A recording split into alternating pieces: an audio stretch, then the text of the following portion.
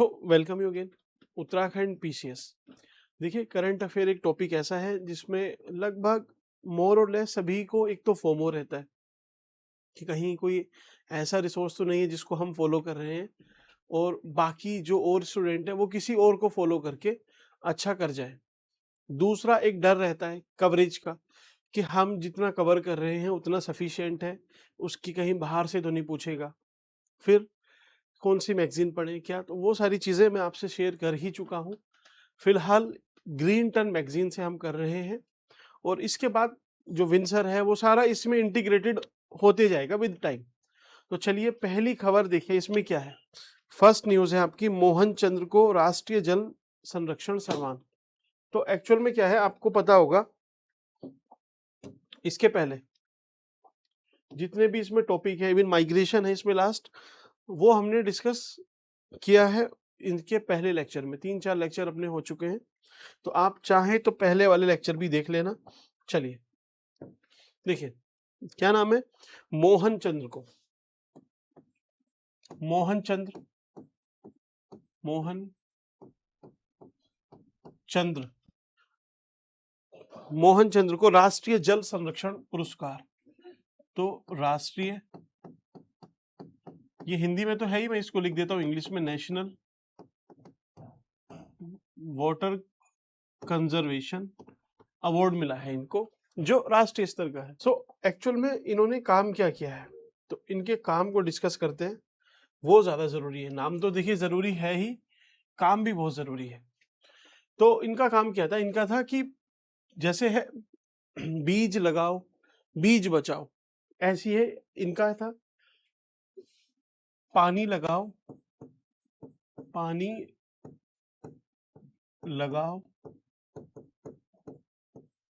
पानी बचाओ, इसको ऐसे ही आप लिख लेना। ये इन्होंने एक नारा दिया है, एग्जैक्ट नारा यही है ना, मैं देख लेता हूँ। हाँ, पानी बो पानी उगाओ, पानी बो पानी बोना। तो बोने का मतलब देखिए, पानी बो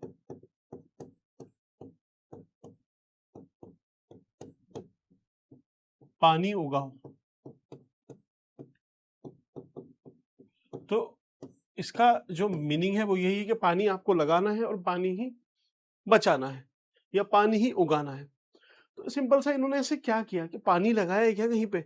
तो मैं आपको थोड़ा कंटेक्स्ट बताना चाहूंगा। देखिए एक्चुअल में उत्तराखंड में क्या चल रहा है, आज का तो फिनोमिना नहीं है, बहुत लंबे टाइम से माइग्रेशन एक बहुत बड़ी समस्या है। माइग्रेशन, माइग्रेशन मींस पलायन। पलायन जब आप पढ़ोगे तो आपको पता चलेगा, ये उत्तराखंड का मैप है, सबसे ज्यादा पलायन कहाँ से हुआ है, पौड़ी जिले से हुआ है। ये पौड़ी जिला, यहाँ से माइग्रेशन हुआ है इस वाले साइड में।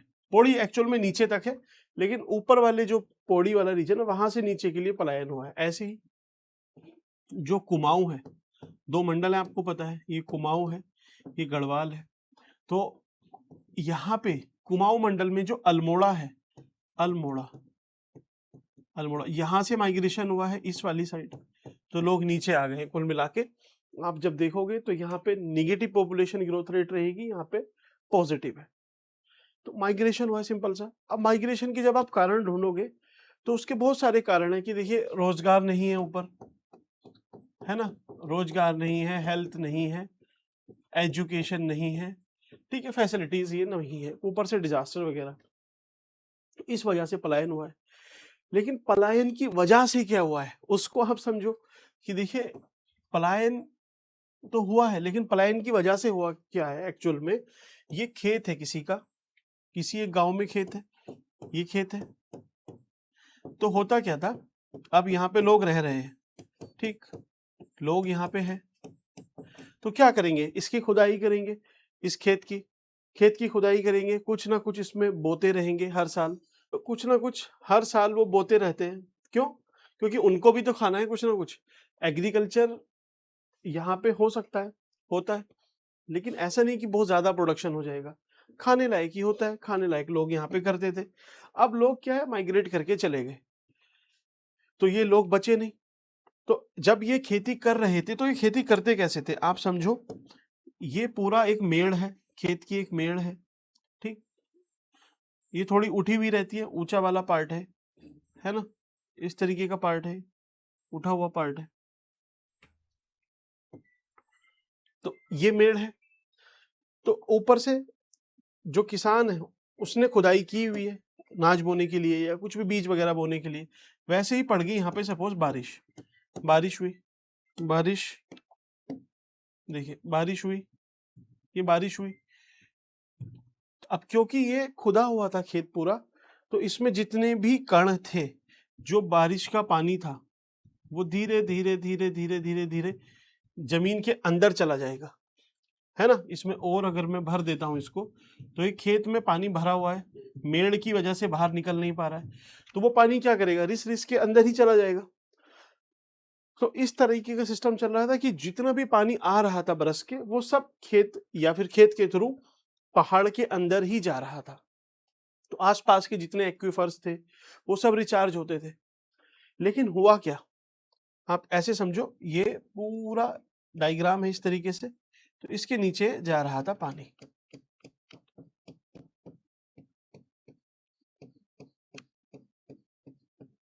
ठीक, पानी इसके नीचे जा रहा है। अब लोग यहाँ पे हैं नहीं, लोग ये यहाँ से चले गए, क्या हुआ है, माइग्रेशन हुआ है। तो इस खेत पे अब उन्होंने क्या किया है, इसको ऐसे ही खाली छोड़ के चले गए, तो यहाँ पे घास वगैरह उग गई, धीरे धीरे घास है, झाड़ है, ठीक है, ये सारी चीजें कुछ ना कुछ यहाँ पे लगा हुआ है, जमीन भी पक्की सी हो गई, है ना, घास क्योंकि जमाई है। तो अब क्या होगा, घास तो क्या है, एकदम सरफेस पे ही रहती है, ज्यादा डीप में भी उसकी जड़ें नहीं है। तो पानी आया, बरसा पानी, और बरस के नीचे ऐसे ही गिर गया पहाड़ से। आप ऐसे समझो, ये पहाड़ है, अब यहाँ पे हल्की हल्की हल्की हल्की सी घास है, इसकी जड़ें बहुत हल्की हैं, ज्यादा गहरी है नहीं, डीप तक है नहीं। तो बारिश,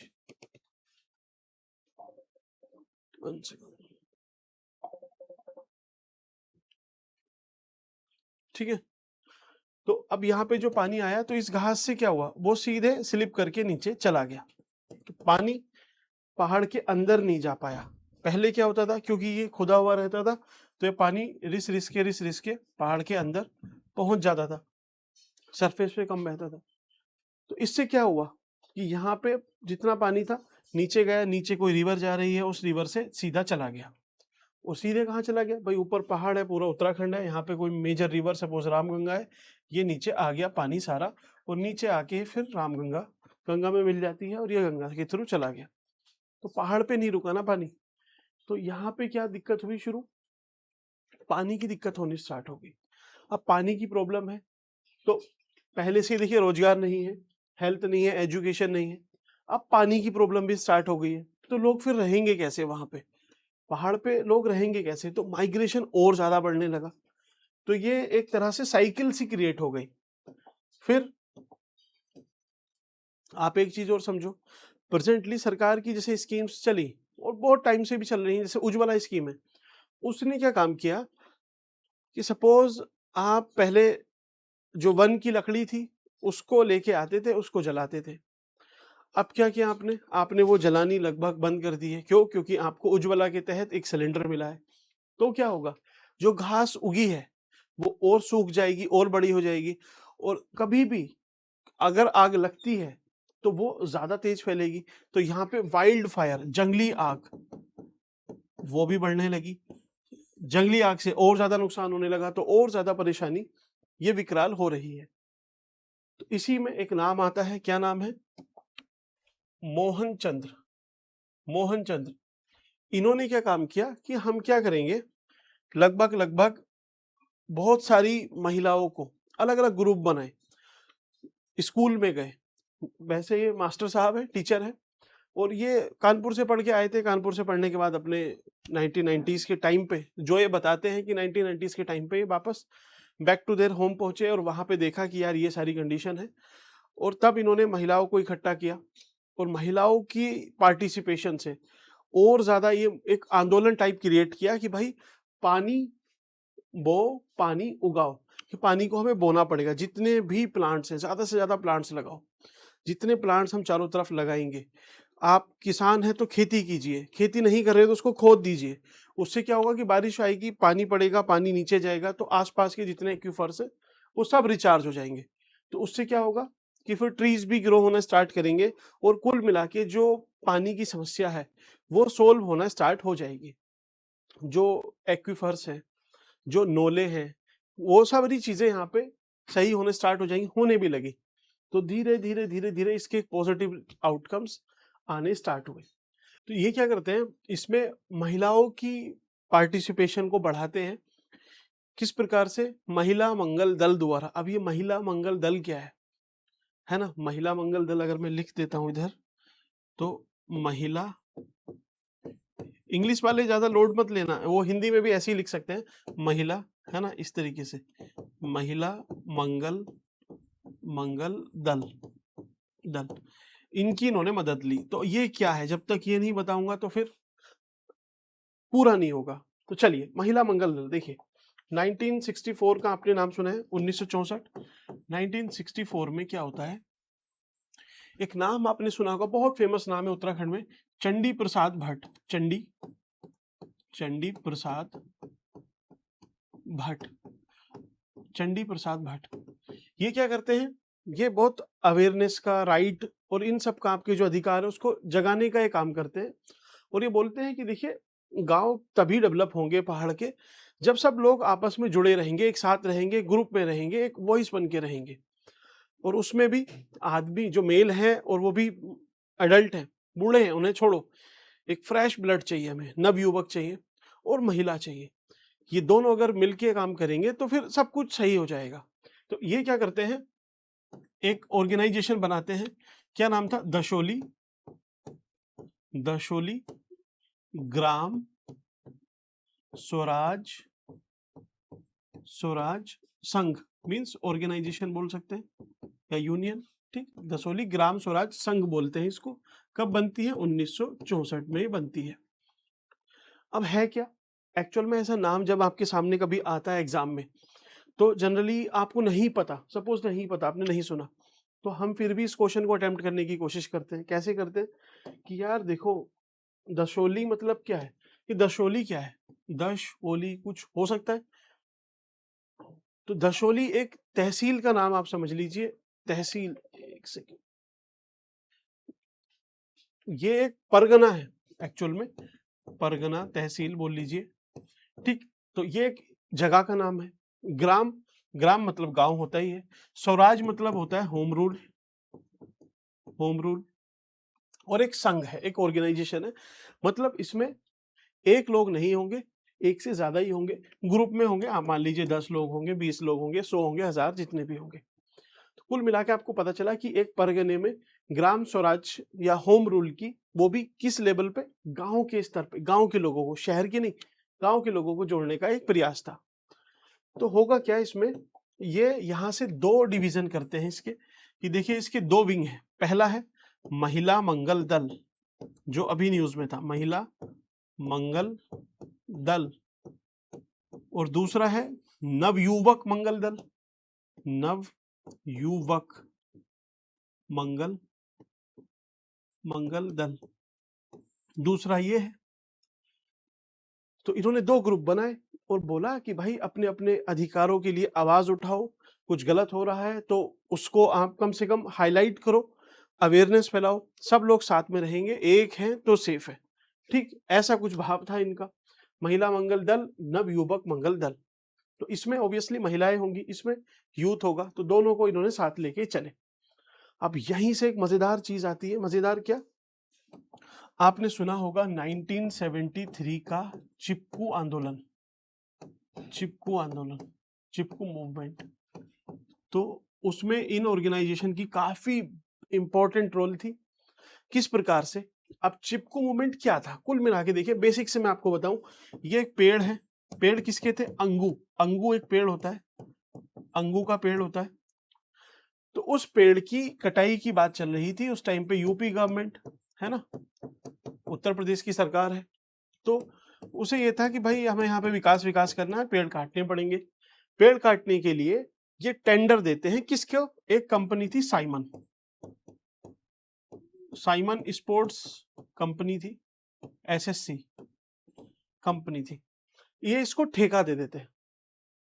अब जो अंगूर का पेड़ है या फिर यहाँ पे गांव तो है ही, इसके आसपास लोग गांव रहते ही हैं, तो इन लोगों को बड़ी दिक्कत हुई इससे कि यार चलो पेड़ कट रहा है ठीक है, पहले तो पेड़ पे भी कुछ लोगों को विरोध था, फिर यार ये पेड़ जो कटेगा अगर हम लोग काटेंगे तो भाई हमें रोजगार मिलेगा, सरकार हमें पैसा देगी और सारी चीजें हमें ही मिलेंगी, क्योंकि हम इस पेड़ को रखा रहे हैं, अगर कटना भी है तो भाई इसका लाभ हमें मिलना चाहिए।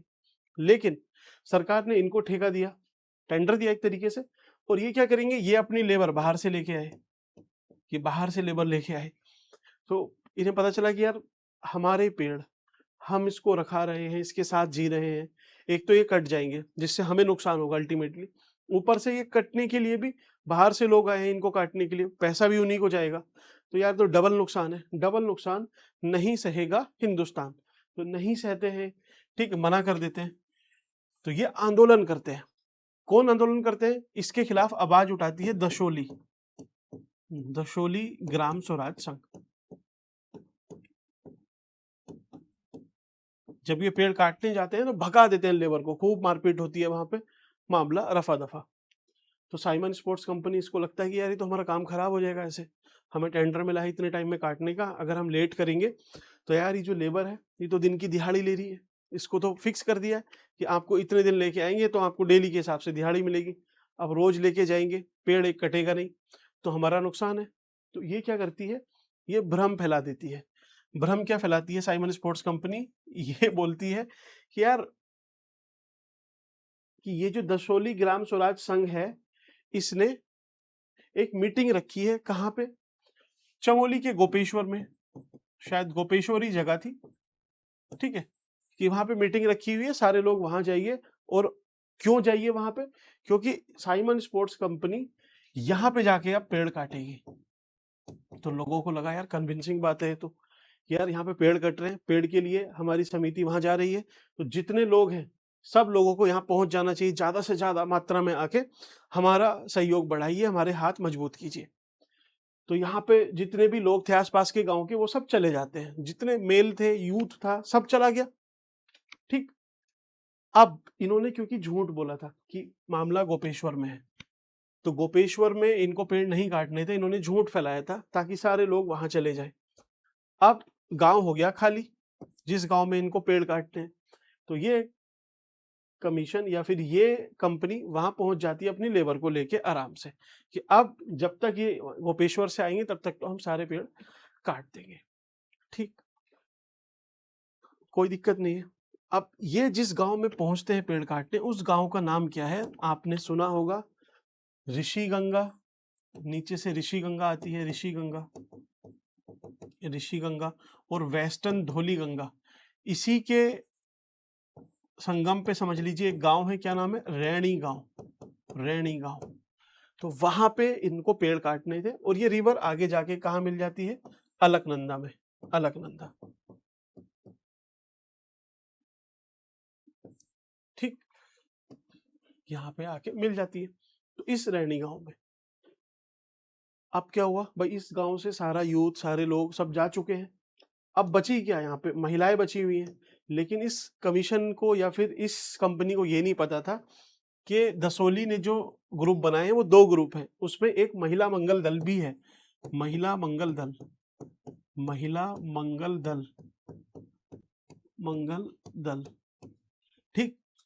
अब जितनी महिलाएं थी इस मंगल दल से जुड़ी हुई थी इस गांव की, वो क्या करती है, पहुंच जाती है, क्या करती है कि भाई पेड़ से चिपक जाएंगे, पेड़ नहीं कटने देंगे। इसको लीड कौन कर रहा था, तो गोरा देवी, गोरा देवी। और ये सब पेड़ को इन्होंने हक कर लिया, पेड़ नहीं कटने दिए, कंपनी को वापस जाना पड़ा, नुकसान हुआ, और एक बहुत बड़ा इशू, एक अवेयरनेस लोगों में क्रिएट हुई कि भाई ऐसे भी हो सकता है। तो एनीवे इसी का नाम था चिपकू मूवमेंट, चिपकू आंदोलन। तो चिपकू आंदोलन मुझे समझाना आपके लिए वो नहीं था, बस समझाना क्या था आपको कि महिला मंगल दल क्या है।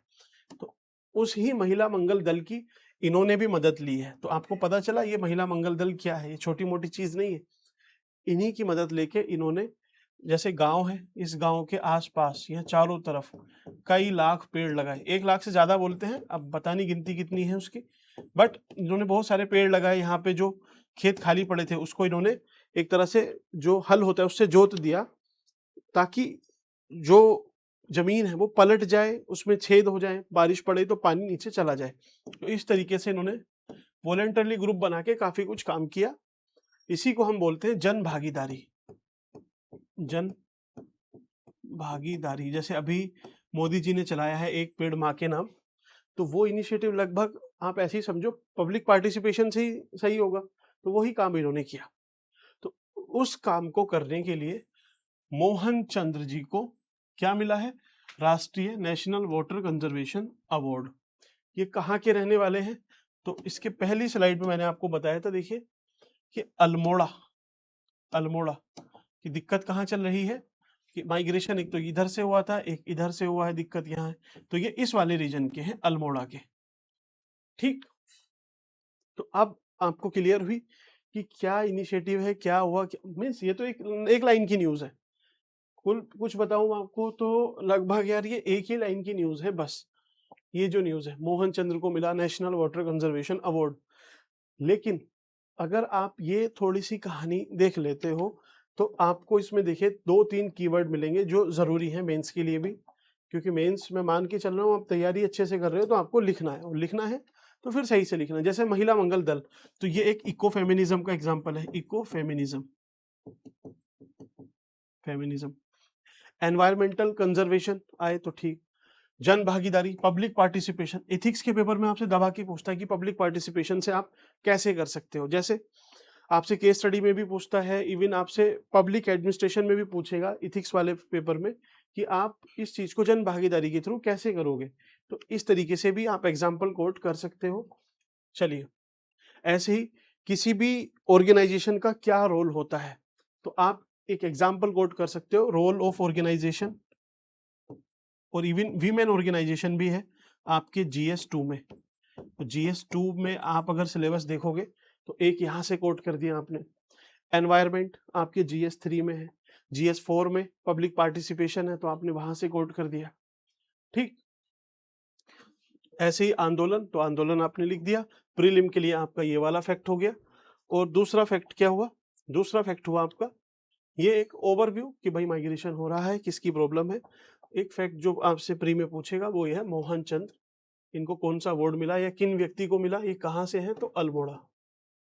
ठीक, इतनी सारी चीजें आपकी एक न्यूज में कवर होती हैं। ये होती है आपकी पहली न्यूज, यहाँ पे खत्म। ठीक, मोहन चंद्र कंडपाल है इनका नाम, मोहन चंद्र कंडपाल। ठीक, आगे समझ में? बस एक लाइन में याद रखना है। लेकिन जो इसके पीछे देखिए 28वीं अखिल भारतीय वन क्रीड़ा प्रतियोगिता, इंग्लिश में लिख देता हूं चलिए। 28 28वीं क्या है? All India, Akhil Bharatiya, all India बोलेंगे इसको। और वन क्रीड़ा, तो ऑल इंडिया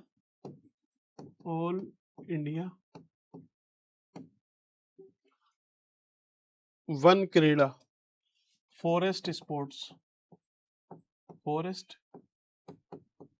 स्पोर्ट्स बोलेंगे या गेम बोल सकते हैं, खेल नहीं, गेम, इसको स्पोर्ट्स ही बोलेंगे। प्रतियोगिता, कंपटीशन 2025। तो पहला पूछ लेगा आपसे कि ये कहाँ पे हुआ है, तो आपको वेन्यू लिखना है, देहरादून में हुआ है, देहरादून। एक लाइन में याद रखना है। और इसमें कुछ काम का है क्या? इसमें काम का ये है कि देखिए इसमें ऐसा नहीं कि उत्तराखंड ने टॉप किया है, इसमें टॉप किया है किसने? छत्तीसगढ़ ने। छत्तीसगढ़ ने इसमें टॉप किया है एक तरीके से। बाकी सब इसके बाद है। वन लाइनर है, पूछेगा तो बस इतना, ठीक है। बाकी दूसरे पे MP था तो उतना नहीं, MP तक भी नहीं जाएगा, बस इधर से आपका काम हो जाएगा। वन लाइनर में इसको याद रखना है, जो चीज जितनी याद रखनी है बस उतना। जैसे अगर आपसे पूछे HDI, तो HDI इतनी फेमस रैंकिंग है कि आपको भाई इंडिया के साथ साथ आसपास के भी देखना पड़ता है, लेकिन ये इतना इंपॉर्टेंट नहीं है। तो उसका आपको ओवरव्यू बस सुपरफिशियली ऊपर से देख लिया, क्वेश्चन आया, टिक किया, काम खत्म। ठीक है। छत्तीसगढ़, नेक्स्ट है उत्तराखंड में कुक्कुट विकास नीति। कुक्कुट किसको बोलते हैं? पोल्ट्री को बोलते हैं, पोल्ट्री को बोलते हैं, ठीक है, पोल्ट्री। तो उत्तराखंड ने अपनी पोल्ट्री पॉलिसी ये बनाई है, कौन सी? 2025 की है। तो यार इसमें देखो क्या है, उत्तराखंड में एक्चुअल में क्या हुआ है, आप पोल्ट्री से देखिए क्या मिलता है आपको, अंडे वगैरह, एग मिलेगा, ठीक, आपको चिकन वगैरह मिल जाएगा। इन सब से क्या है भाई, फूड है, तो आपको एक तरह से न्यूट्रिशन मिलेगा, है ना, न्यूट्रिशन मिलता है। ऐसे ही ये क्या है, पोल्ट्री, एनिमल से मीन्स एनिमल हस्बेंड्री कर रहे हो आप एक तरीके से, या एग्रीकल्चर या फार्मिंग के साथ ये एक एक्टिविटीज है जो आपको फायदा पहुंचाती है। तो इससे क्या होगा, रोजगार, एम्प्लॉयमेंट जनरेशन होगा, ठीक, एम्प्लॉयमेंट जनरेशन होगा, किसानों की आय बढ़ेगी, फार्मर इनकम बढ़ेगी, लोग बिजनेसमैन बनेंगे, मींस एंटरप्रेन्योर बनेंगे, ठीक है, और एक जो गांव है उनका डेवलपमेंट होगा, तो ग्रोथ होगी, रीजनल ग्रोथ भी होगी। तो कुल मिला के ये कॉमन से पॉइंट है। लेकिन अभी क्या होता है उत्तराखंड में कि जो एग है और ये ज्यादातर चिकन, ये कहाँ से इंपोर्ट करते हैं? उत्तर प्रदेश से, दूसरा पंजाब से। तो इसमें होता क्या है कि कभी कभी अगर ये सप्लाई चेन डिस्टर्ब हो जाती है तो इशू हो जाता है। जैसे 2020 में आपको पता है, 19-20 में कोविड था, तो जैसे ही ये सप्लाई चेन डिस्टर्ब हुई तो एकदम से एग के प्राइस उत्तराखंड में बढ़ गए, चिकन के भी बढ़ गए। तो उससे फिर सरकार को ये पता चला कि यार अगर सप्लाई चेन में इतनी ज़्यादा प्रॉब्लम है कि भाई इसके एकदम से थोड़ा सा कम हो जाने से प्राइस इतने बढ़ जाएंगे, तो हमारी स्टेट की न्यूट्रिशनल सिक्योरिटी, जो यहाँ पे लोगों को रोजगार, ये सारी चीज़ें नहीं मिल पाती। तो ये अपनी एक कुक्कुट, कुक्कुट बोलते हैं इसको, पोल्ट्री पॉलिसी लेके आए 2025 की। कुछ नहीं है, आपको कुछ याद नहीं रखना है, सिंपल एक लाइन में याद रखना है कि एक नई पॉलिसी आई है जिसमें जो ज़्यादा इंसेंटिव है वो कहाँ दिया जाएगा? ऑब्वियसली जो पहाड़ वाला रीजन है, यहाँ पे अगर आप इन एक्टिविटीज को करते हो तो आपको इंसेंटिव ज्यादा दिया जाएगा, मोर, और यहाँ पे करते हो तो आपको इंसेंटिव कम दिया जाएगा, मींस लेस। बस इतना याद रखना है, कितना है कितना नहीं याद नहीं रखना, ठीक।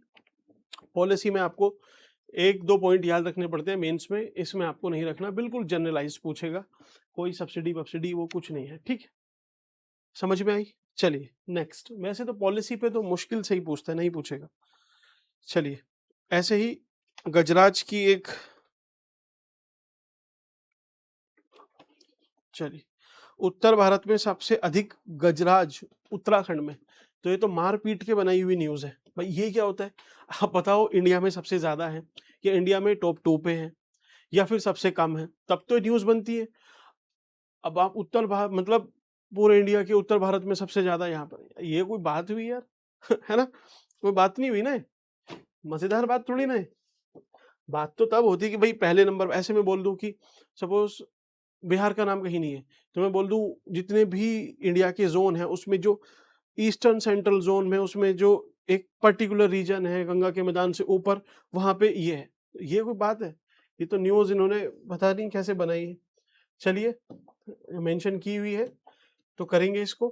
तो न्यूज से ज्यादा आपको कंटेक्स्ट समझाना है। उत्तराखंड, ठीक है, तो आप लोग अगर ये आपको समझ में आ रहा है तो आप लाइक और डिसलाइक दोनों कर सकते हो, और जिस हिसाब से आपका सपोर्ट है उस हिसाब से लग रहा है कि हमें भी वीडियो बनानी कम करनी पड़ेगी, ठीक है। चलिए ये उत्तराखंड है ना, उत्तराखंड है।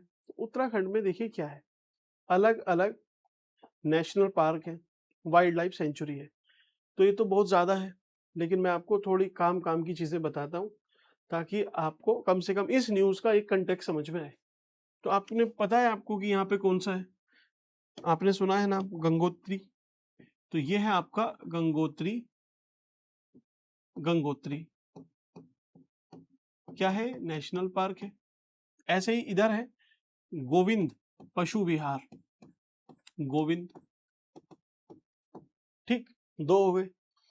तीसरा आपका है, देखिए इधर, ये इस वाले बॉर्डर पे है, क्या नाम है, कॉर्बेट, कॉर्बेट नेशनल पार्क। इधर है, इस बाउंड्री पे है, इन 3 जिलों में आता है, क्या नाम है इसका, राजा जी, राजा जी, जो चक्रवर्ती राजगोपालाचारी हैं, उन्हीं के नाम पे। तो 2 2 4 2 और बचे, 2 नेशनल पार्क और हैं। एक तो है आपका 1 2 3 4, एक है आपका Nanda Devi,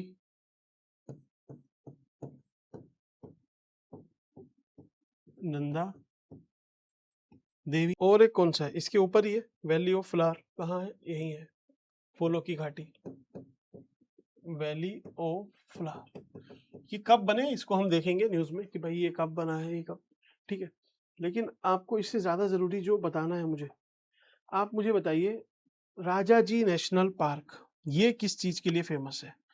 Corbett national park किस चीज के लिए फेमस है, पता है आपको? टाइगर, बाघ, लेपर्ड, इन सब के लिए फेमस है। वैसे तो टाइगर के लिए, अगर मैं आपको एक स्पेसीज बताऊं तो टाइगर। ये किसके लिए है? ये स्नो लेपर्ड के लिए है, स्नो लेपर्ड। ये किस लिए है? ये भी स्नो लेपर्ड के लिए है। तो इनका पता चला, ठीक है।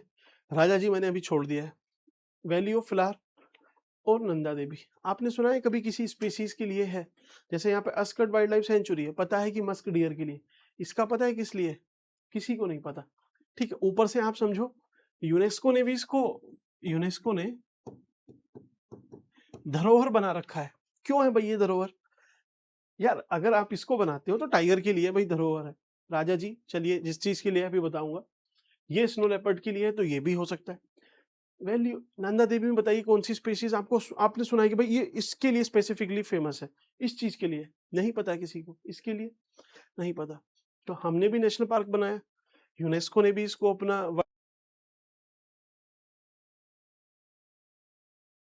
तो क्यों रखा है आपको पता है?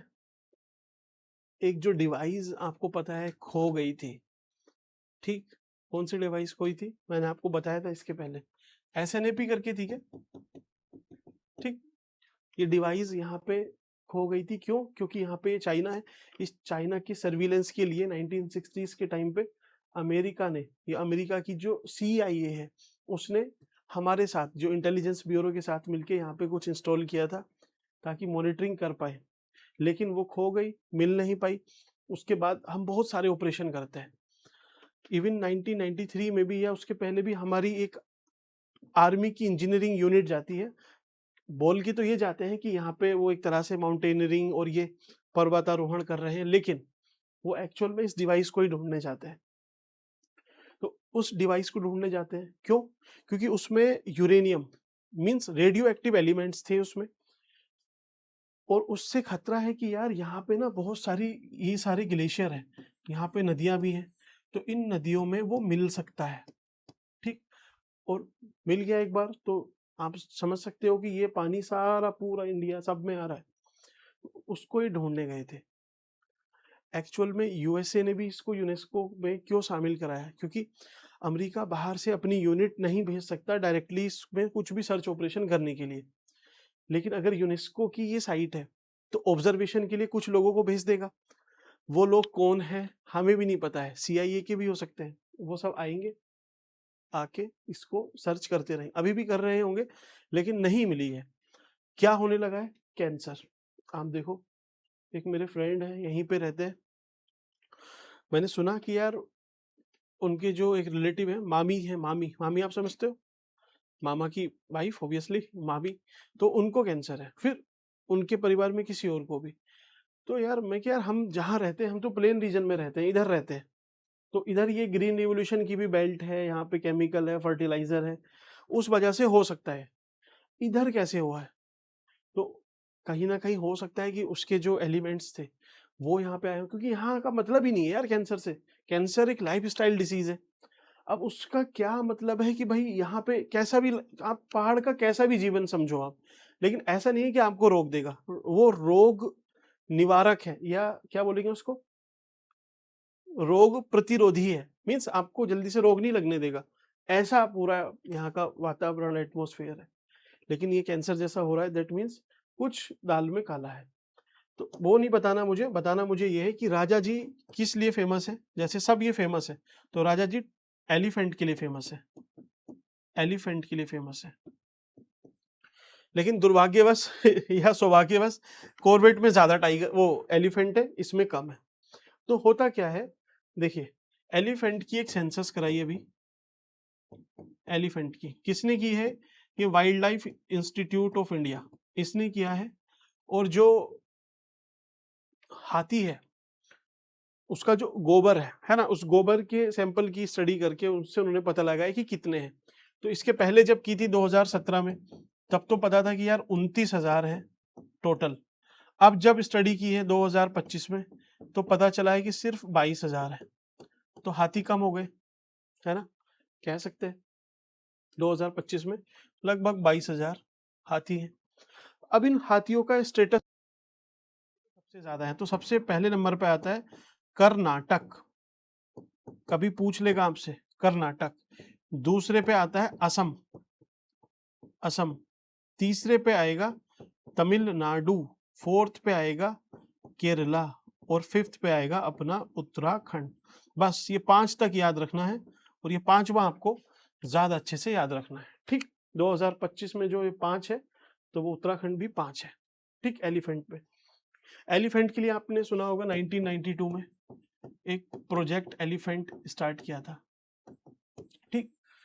तो एलिफेंट बड़ा जीव है, उसके लिए काफी कदम उठाए हैं सरकार ने। उसके बाद पॉपुलेशन लगभग इतनी है, और आपको लग रहा है कि यार ये तो बड़ी कम पॉपुलेशन हो गई है।